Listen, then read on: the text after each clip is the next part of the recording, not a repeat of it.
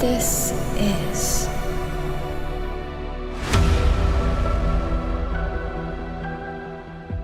Здравейте, приятели! Аз съм Светлин Запрянов и това е поредният автомобил, който вече изкараме с цветен PPF.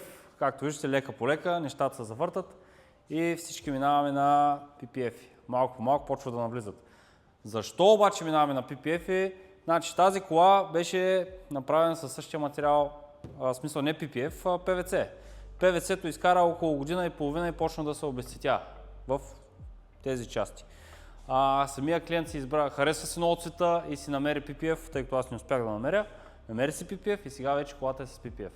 Минаваме на тези фолия, тъй като PPF-а не се обезцветява, по-трудно се драска, по-здрав лепилен слой има и горе-долу, не горе-долу, ами парите, които се вложат в тази кола, ще изкарат много по-дълго време.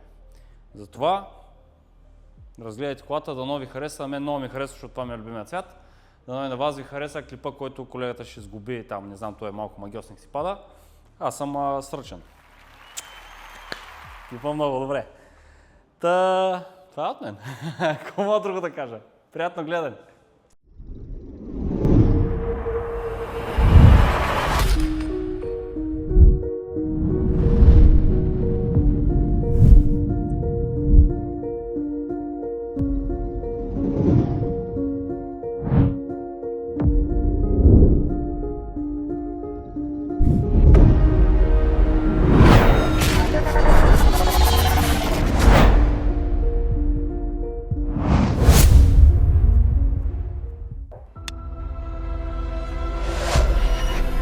this is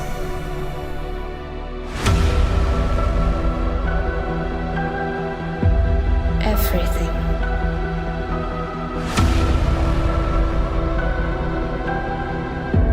Speed.